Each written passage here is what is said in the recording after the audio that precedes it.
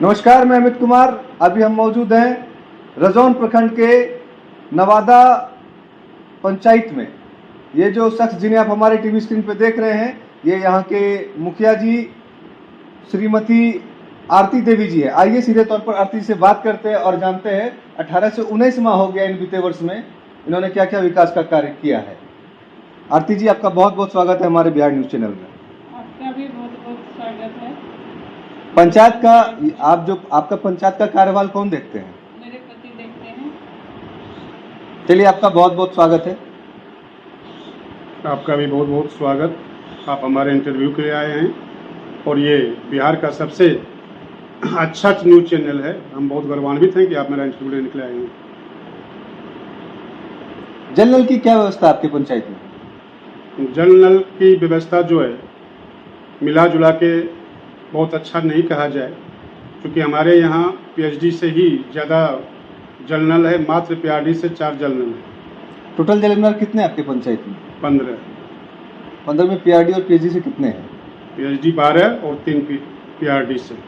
क्या जनता के बीच जल जा पाता है? जल की समस्या है? एकदम एकदम, जहाँ भी जाते हैं वहाँ समस्या विकराल रूप से है। अब की बार सुखाड़ में देखा गया कि जब सारे चापाकल फेल हो गए, लोगों का बोरिंग सूख गया, समरसेबुल सबके पास में उपलब्ध नहीं था।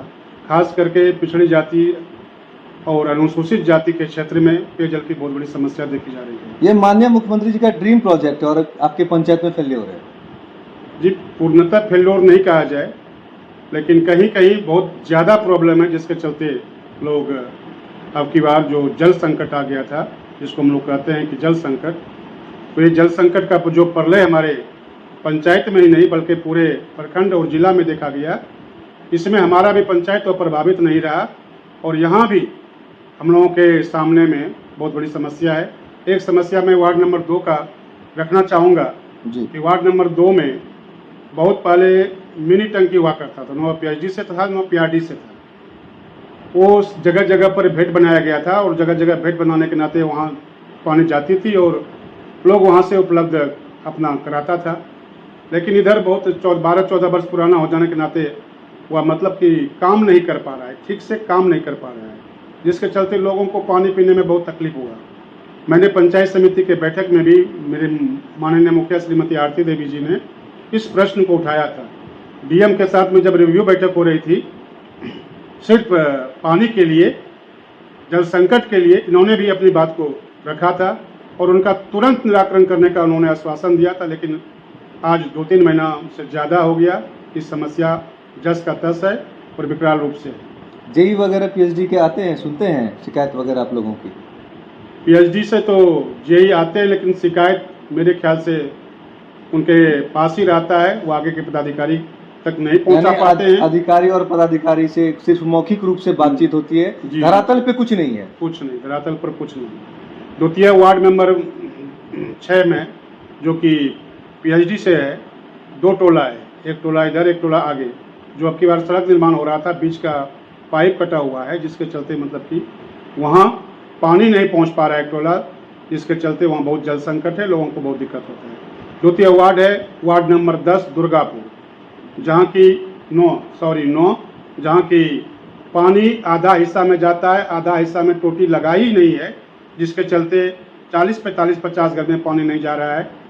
यदि वहाँ भी मिनी जल मीनार हो जाए तो मेरे ख्याल से समस्या का समाधान हो सकता है। और एक है खरौनी वार्ड, वहाँ भी मतलब कि गांव के किनारे में टंकी होने के नाते दूसरे भाग में पानी नहीं पहुँच पाता है और बाकी मेरे दृष्टिकोण से हर एक जगह पानी जाता है।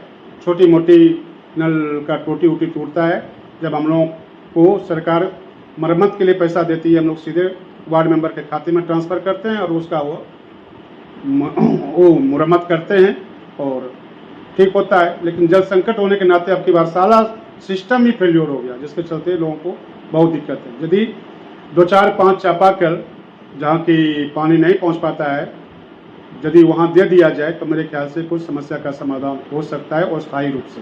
शिक्षा की कैसी व्यवस्था आपके पंचायत में?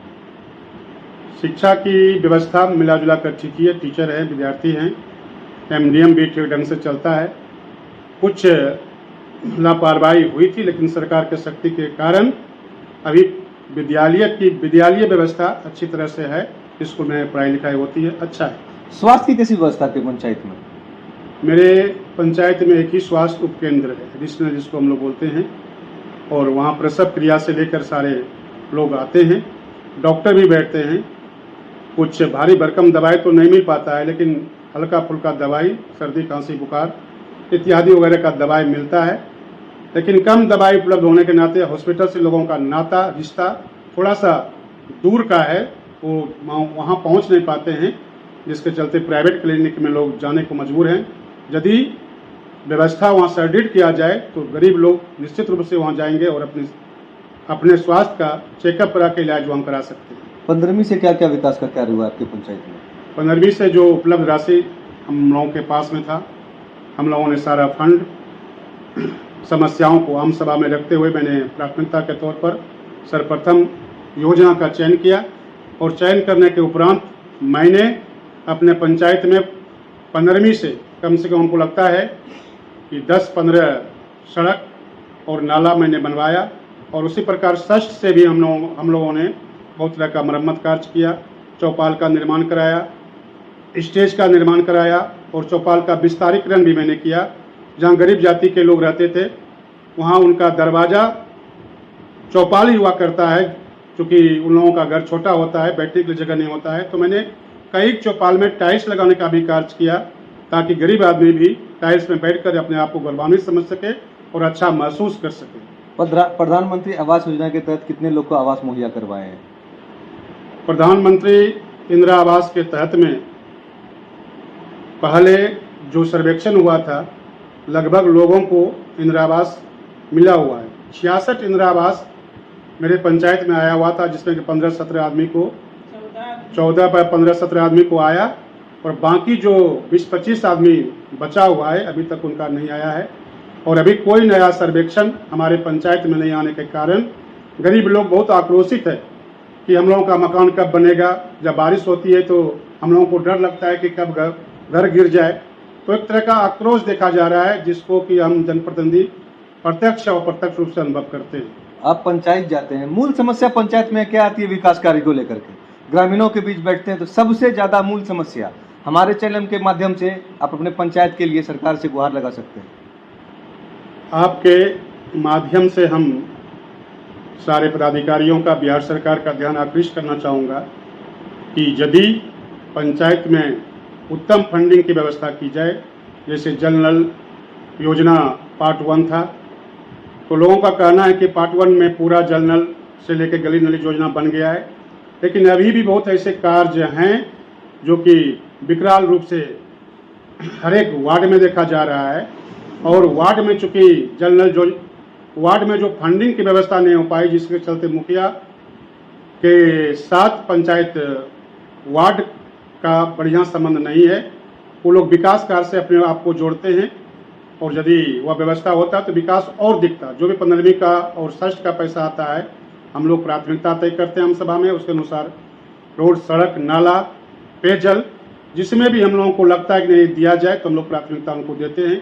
शिक्षा के क्षेत्र में भी हम लोग विद्यालय जाते हैं, वहाँ यदि कुछ छोटी मोटी समस्या होती है तो हम लोग समाधान करने का प्रयास करते हैं, ताकि बेहतर से बेहतर, क्योंकि आप जानते हैं कि प्रजातंत्र की निचली सीढ़ी पंचायत ही होता है। गांव के विकास पर ही पूरे देश का विकास निर्भर करता है। लोग स्मार्ट शहर बनाने की बात करते हैं, लेकिन हम लोग चाहते हैं कि स्मार्ट विलेज बने, ताकि बिहार का रूपरेखा एक अच्छा जाए। और मनरेगा से भी कुछ ऐसा कार्य है, मनरेगा में भी कुछ ऐसा कार्य देखा जा रहा है कि सिर्फ आप डांड खुदा सकते हैं, बांध खुदवा सकते हैं, पक्की के नाम पर सिर्फ आप पुल पुलिया बना सकते हैं, आउटलेट इनलेट बना सकते हैं, छठ घाट बना सकते हैं। इसके बाद यदि अनुसूचित जाति के क्षेत्र में यदि नाला बन जाता, विशेष सड़क हो जाती और सड़क बन जाता, तो मेरे ख्याल से और बेहतर विकास हो सकता था।